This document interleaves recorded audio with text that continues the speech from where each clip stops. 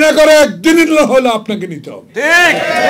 বাংলাদেশে আপনাকে আসতেই হবে, বিচারের সম্মুখীন আপনাকে হতে হবে। কোন শক্তি আল্লাহ রাসূল ছাড়া নাই। আপনাকেও কাশিমপুর যেতে হবে।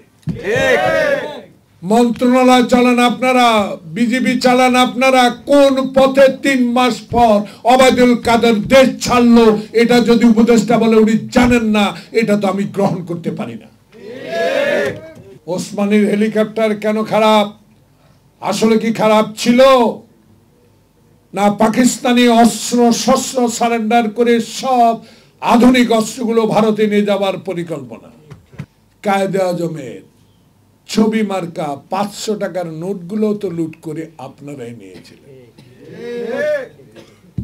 তখন ইন্ডিয়ার 1 টাকা কত আর পাকিস্তানের 1 টাকা কত ছিল? এগুলো কথা বললে অনেকে মনে করবেন হিন্দুস্তান বিরোধী, ভারত বিরোধী। ভারত বিরোধী তো অবশ্যই করব, যে ভারত আমাকে সমর্থনের নামে আমার দেশের সম্পদ লুট করে নিয়ে যাবে, আমার দেশের গণতন্ত্র হত্যা করবে, আমার দেশের অন্য দলকে জোর করে নির্বাচনে আনবে, তার বিরোধিতা তো বাংলাদেশ জাতীয়তাবাদী দলে করবে, অনেকেও করবে। শহীদ জিয়ার আদর্শকে আবারও বাংলাদেশের জনগণের মন থেকে সরিয়ে নেবার আরেকটা দুষ্ট চক্রান্ত চলছে বলে আমি ক্ষুদ্র একজন রাজনৈতিক কর্মী হিসেবে মনে করি। অবশ্য আমার নেতারা আমার চেয়ে গভীরভাবে এই বিষয়ে চিন্তা করছেন এবং করবেন। বাংলাদেশের 4 মাস প্রায় শেষ, এখনো যদি 18 কোটি মানুষের সামনে সবচেয়ে সরকার প্রধান যিনি, তার মুখের কথা, বক্তব্য, ভাষণ পরের দিন যদি তার একজন কর্মকর্তা আরেক মন্তব্য প্রকাশ করেন, তাতে গণমাধ্যমে প্রকাশিত সংবাদের প্রতি মানুষের মন খারাপ হয়ে পড়ে। আমি জানি না ডক্টর ইউনূস সরকার বাংলাদেশে কখন, কোন সময়, কোন দিন নির্বাচন দিবেন। নিশ্চয়ই বাংলাদেশের 16 বছরে নির্যাতিত দলগুলোর পক্ষের কথা ওনাকে অবশ্যই শুনতে হবে। কারণ কেউ রংপুরে বলবেন অমুকে ভোট করতে পারবে, কেউ চাঁদপুরে যা বলবেন ভোট করা তাদের অধিকার আছে। এইসব প্রশ্নের জবাব আমি এইভাবে দিতে চাই, সরকারের দায়িত্ব প্রাপ্ত হয়ে অনুগ্রহ করে এমন কথা বলার প্রয়োজন নেই যেই কথায় এই মুগ্ধ খোকনের রক্তের বিনিময়ে অর্জিত এই দ্বিতীয় স্বাধীনতাকে কলঙ্ক করে। আমি ক্ষুদ্র রাজনৈতিক কর্মী, আমি খালি পায়ে যুদ্ধ করা একজন সৈনিক। আমি কোনোদিন অস্ত্র জ্বালাতে জানতাম না, অস্ত্র ট্রেনিং দিয়েছি। আমার নেতা খোকা আজকে নাই। ঢাকা শহরে অলিতে গলিতে সেদিন খালি পায়ে হাফ প্যান্ট পরে, একটি জামা 15 দিন গায়ে পড়েও আমরা সেদিন স্বাধীনতার পক্ষে কাজ করার সুযোগ পেয়েছিলাম। আমার সবচেয়ে একজন স্বাধীনতার যোদ্ধা হিসাবে আজকে এই পবিত্র দিনে এই সরকারের কাছে আমার একটা আবেদন থাকবে, দয়া করে কারো কথায় কান দেবার দরকার নেই। জনগণের প্রত্যাশা পূরণে আপনাকে যে দায়িত্ব দেওয়া হয়েছে সেই দায়িত্ব আপনাকে পালন করতেই হবে। এই দায়িত্ব পালনের জন্য আপনার সমর্থন দরকার। আপনার সমর্থন আল্লাহ পাক দিয়ে দিয়েছে। আপনার ইজ্জত আল্লাহ রক্ষা করেছে। আপনার ইজ্জত বিশ্বব্যাপী, আপনার ইজ্জত আছে বিশ্বের দরবারে। আপনি একজন গুণী ব্যক্তি।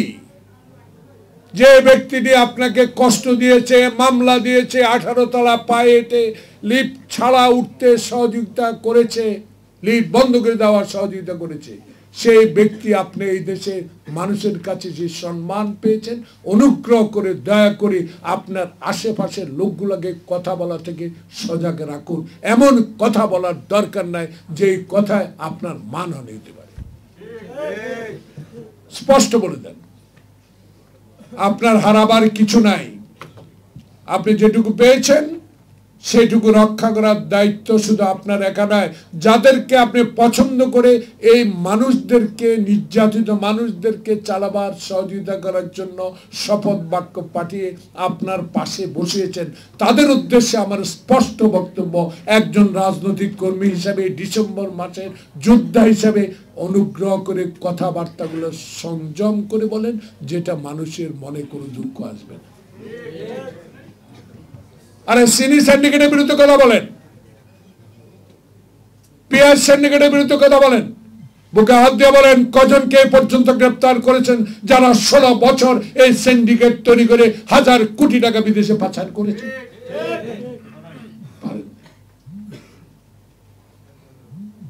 বিজয় দিবসে আমি গ্রামে গিয়েছি, আমার সেনবাগে 776 জন আমরা যোদ্ধা ছিলাম। আমি ঢাকায়, ওরা দেশে। আমার নেতা রুল আমিন ভুয়া সেক্টর কমান্ডার অ্যাসিস্ট্যান্ট ছিলেন। খাজমি আওয়ামী লীগ নাই, নুরুল হক আওয়ামী লীগ নাই, মালেক উকিল আওয়ামী লীগ নাই, কিন্তু তাদের সম্মান আমরা জানাই মুক্তিযুদ্ধ হিসেবে। 300 জন বেঁচে আছে, সব মরে গেছে। আজকে তাদের উদ্দেশ্যে তারা আমাকে জিজ্ঞাসা করে যে ওবায়দুল কাদের সাহেব কোর্ট থেকে জানতে চায় কি করে দেশ ছাড়লেন। এটা হাস্যাস্পদ না? দেশ চালান আপনারা, উপদেষ্টা আপনারা, মন্ত্রণালয় চালান আপনারা, বিজেপি চালান আপনারা। কোন পথে 3 মাস পর ওবায়দুল কাদের দেশ ছাড়লো, এটা যদি উপদেষ্টা বলে উনি জানেন না, এটা তো আমি গ্রহণ করতে পারি না। এটা গ্রহণ করার কথা নয়, কারণ সব কথা তো আমার দলের স্ট্যান্ডিং কমিটি, আমার নেতা তারেক রহমান বলার প্রয়োজন নাই। মুখ থেকে মির্জা ফখরুলের, সালাউদ্দিনের, আমির খসরুর, আব্বাসের, গয়েশ্বরের যেই কথাগুলো বের হবে, পুরাটা বের না হলে বোঝা উচিত তত্ত্বাবধায়ক সরকার, দুঃখের কথা নয়, আগামীতে রাষ্ট্র পরিচালনার জন্য আপনাকে যে দায়িত্ব দেওয়া হয়েছে, সেই দায়িত্ব আপনি অক্ষর অক্ষরে পালন করা উচিত। সব কথা বলতে হবে, দৌড়াতে দরকার নাই।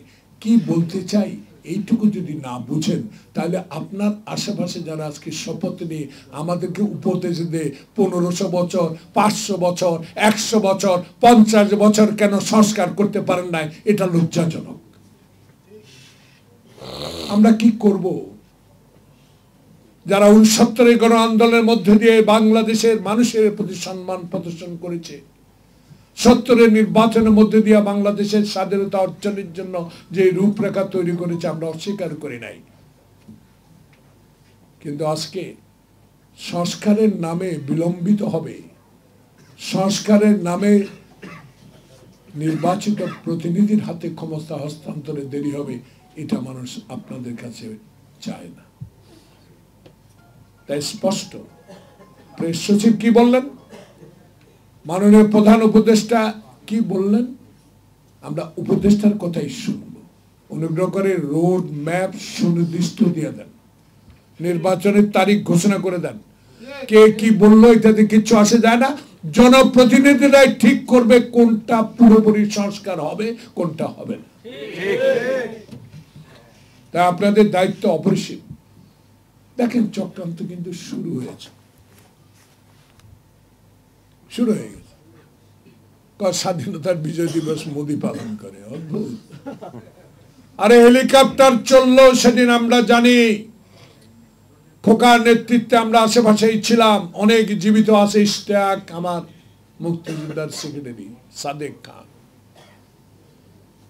ওসমানী কেন আসলো না, ইতিহাস বের করতে হবে। ওসমানীর হেলিকপ্টার কেন খারাপ? আসলে কি খারাপ ছিল, না পাকিস্তানি অস্ত্র শস্ত্র সারেন্ডার করে সব আধুনিক অস্ত্রগুলো ভারতে নিয়ে যাওয়ার পরিকল্পনা? সহযোগিতা করেছেন, সম্মানও করেছি। 7 দিনে একবেলা খাওয়াইছেন কুমড়া গরম করে সিদ্ধ করে, সেটাও আমরা মেনে নিয়েছি।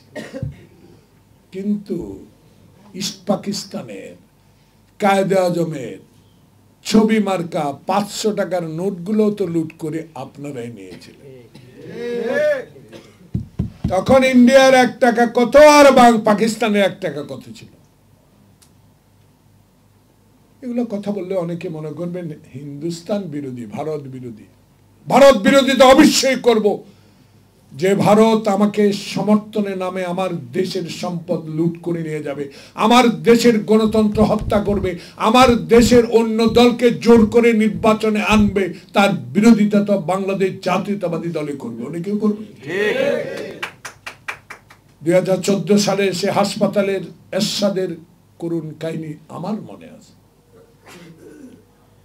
দস্তখত নাই, এমপি হয়ে গেল। সাংবাদিক বন্ধুগণ, আজকে তাই অনেক কথা বলতে হয়, বলার প্রয়োজন নেই, কারো মনে কষ্ট দিতে চাই না।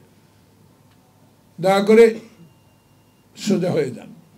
হিন্দুস্তান ভারতের উদ্দেশ্যে বলবো, ওই মমতা দিদি কি বললেন, মোদী কি বললেন, বিজয় দিবস কি বললেন, কে পালন করবে, কিচ্ছু আসে যায় না।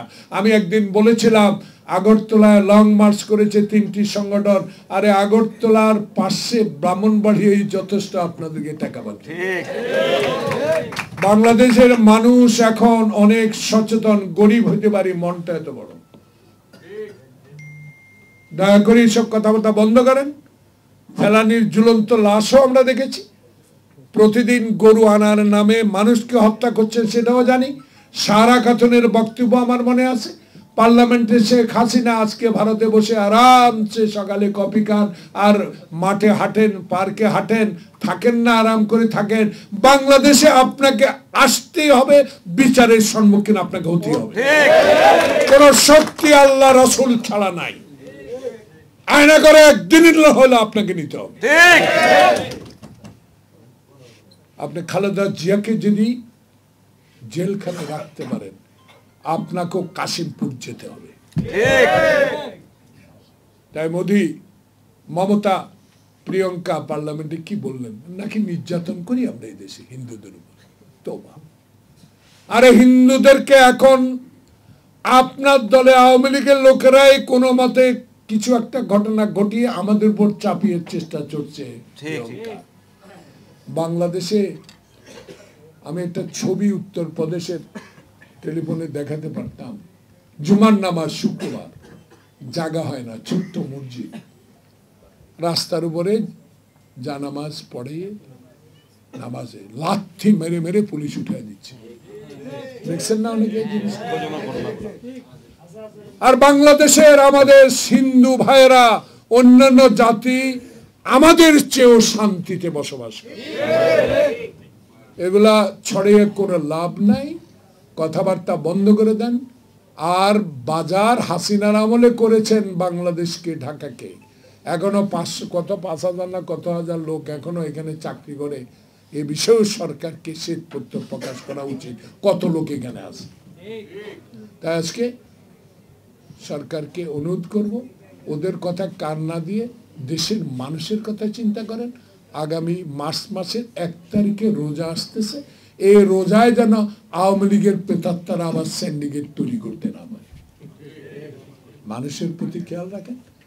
আর একটা নির্বাচন যত সম্ভব তারিখটা ঘোষণা করে দেন, তাহলে মানুষের মনে স্বস্তি আসবে, মানুষের মনে ভরসা আসবে যে 91 সালের মতো, শাহাবুদ্দিনের মতো একটা সুন্দর সুষ্ঠু ভোটের মাধ্যমে বাংলাদেশে যারা আন্দোলনরত ছিল তারাই আবার বাংলাদেশের ক্ষমতা আসবে, বাংলাদেশে গণতন্ত্র আসবে, বাংলাদেশে হাইকোর্টের এজলাসে আর লাথি মারা হবে না, বাংলাদেশের আয়নাঘর বানানো হবে না, বাংলাদেশে আর কি বলে সিভিল ড্রেসে কাউকে গ্রেপ্তার করা হবে না, বাংলাদেশের পুলিশ হাইওয়ে রোডে আর ট্রাক থামিয়ে ঘুষ নেবে না, বাংলাদেশের থানা সচ্ছল হবে, বাংলাদেশের পুলিশ বাংলাদেশের মানুষের পক্ষে কাজ করবে।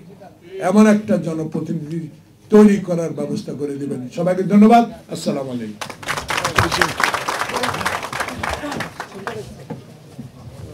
ওরা যাক।